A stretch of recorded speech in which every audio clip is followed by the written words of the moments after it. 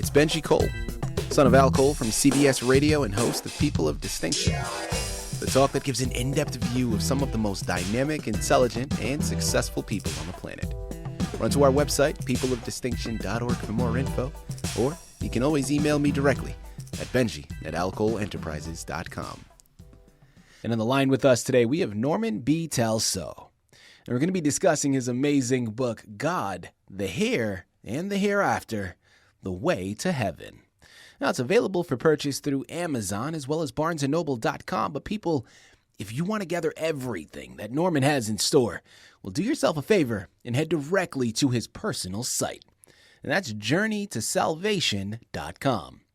There you'll find more information on Norman himself, more information on this wonderful book, as well as find hyperlinks set up to take you to the purchasing page. So one more time, that's journeytosalvation.com. And I will say, Norman was brought to our network, People of Distinction, today by some of the best publishers in the business, Writers Branding. So if you or anyone you know have a book that they'd like moved, people, give yourself the best gift you could possibly give. Contact Writers Branding and have their wonderful team move it for you. You can find out more information on them at writersbranding.com. And listen, it is an absolute pleasure to have Norman here on the line. He's written the book. He's using the Bible to back his notions. And he's going to be able to articulate everything much better than I ever could. So this is what I want you all to do. Sit back, strap in, and have your notebooks ready, because the education is going to be second to none. Okay, this is going to be a wonderful journey for all of us involved, myself included. And like I said, let's invite Norman here so we can share it with them, okay? Norman, first and foremost, man, welcome to People of Distinction, and thank you very much for being a guest. How are you doing today? Well, for a 92-year-old, I guess I'm surviving pretty well. There you have it. There you have it. Well, listen, perception is everything, man. And it sounds like you have a great head on your shoulders and a wonderful outlook on everything, Norman. So, again, thank you for being a guest. It truly is a pleasure. And I know we have a lot of information to discuss pertaining to your book, but I do think it's important to learn a little bit more about your background before we jump in. So let's start there. Norman, tell us a little bit more about yourself. I'm 92 years old, and my parents raised me as a Christian. However, my mother had Parkinson's disease most of her life and could not attend church. Therefore, my aunt took us kids to the Finnish Messiah Lutheran Church in Duluth, Minnesota. It was a great place to grow up as a kid. But since this interview is mostly about adult working life, I will not comment further on my childhood. Absolutely. Well, listen, let's jump even further. When it comes to your primary work environment, Norman, tell us a little bit more about that. As a retired Christian electrical engineer who spent 4.5 years in the Air Force during the Korean War, when discharged, I returned to the University of Minnesota to finish my BSEE degree in electrical engineering. After graduating in 1957, my first job was as an engineer at UNIVAC doing circuit design on its first solid-state computer. After UNIVAC, I accepted an offer from CDC in 1962 to design a modified tape library modeled after the IBM system. It was to be able to select tape files randomly under actuator program control, but because of other design pressure, I never completed the task. Other jobs followed. Chief engineer at Pacific Micronetic in San Diego, California, then returning to Control Data in 1974. Eventually, I became VP of Control Data Advanced Engineering, retired in 1991, and consulted for another 13 years, ending in 2004 at age 74. Norman, thank you very much for sharing all of that. And listen, I want to go a little bit more in depth with your writing, okay? Because your background, of course, is in engineering.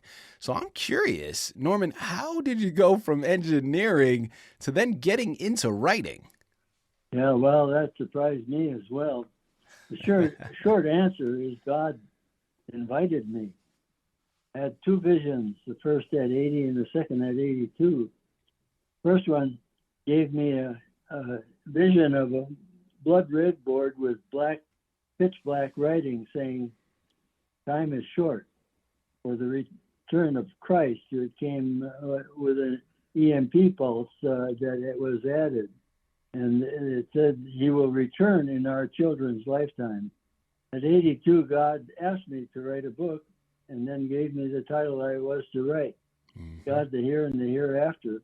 He told me it would help evangelize the world as we enter the end time. After he convinced me that the request was real, based merely on the impossibility of his proposal, I knew it had to be God. How do you say no to God? I am no author. I did not know how to write. That did not bother him at all. He provided me with a text editing tool called Grammarly that would punctuate, spell after, offer better phraseology, and do everything I didn't know how to do. Even better, I could talk to him in prayer and get answers. When I started, I needed to understand the relationship between the rapture and tribulation in Daniel's 7-year timeline. He answered me in the snap of a finger. It was the sum of a 3.5-year worth of the Lamb, followed by a 3.5-year worth of wrath of God. Suddenly, my unknown questions became more apparent. He even had a sense of humor. I asked him why he picked me. He said, "I trained you." Mistakenly, I followed up with a stupid question. "How did you know I could do it?" His answer cracked me up. He said, "I am God." Another example was I asked if there was a more worthy name to describe him, since in our world nothing seemed adequate. Again, he cracked me up because he gave me an answer that was supercalifragilisticexpialidocious. And when you looked it up, the meaning was extraordinarily wonderful. I love that. Norman, the only thing that I'd say to that, man, is won't he do it? I mean, listen, with God's help, all is possible, right? That is amazing. That's a wonderful thing. People, again, we're here on the line with Norman B. Talsoe. We're discussing his amazing book, God, the Here and the Hereafter, The Way to Heaven. That's available for purchase through Amazon, Barnes & Noble, but make sure to check out his personal site, journeytosalvation.com, to gather everything that Norman has in store. You know, following off of that, Norman, listen, thank you very much for all the background information that you've given us. Now, without further ado, let's jump right into the book because, of course, that's the anchor for today. Norman, tell us a little bit more about your book, God, the Here and the Hereafter, please. Well, it will tell you that we have entered the end times.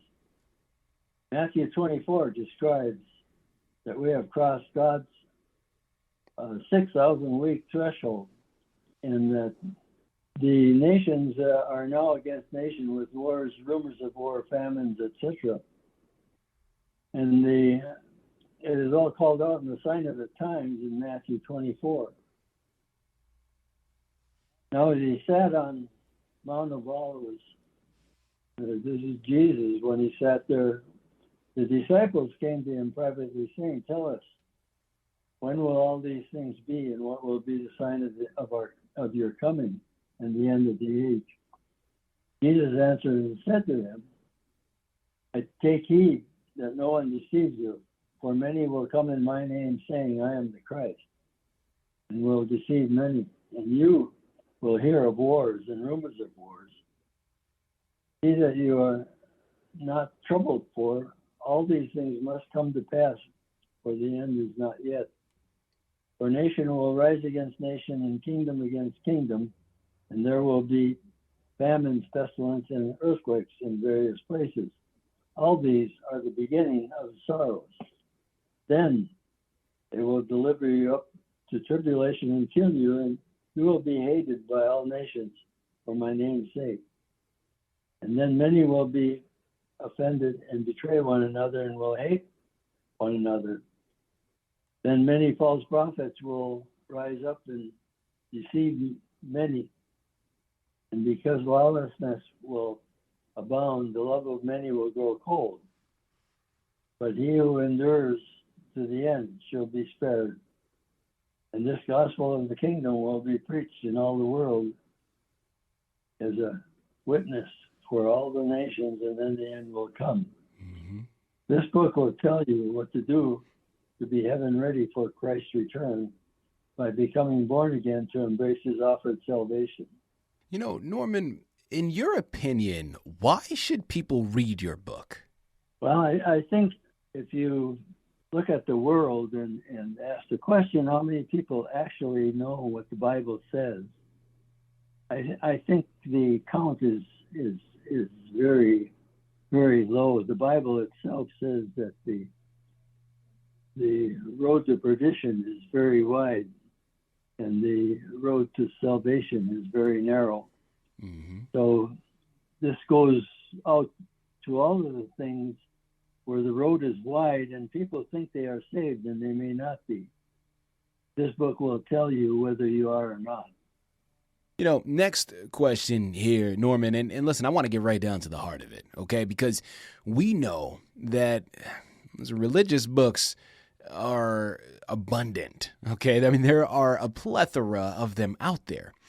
So, by no means is this book the first to be written about heaven, about God, and the journey that one has to take in order to hopefully enter the gates of heaven.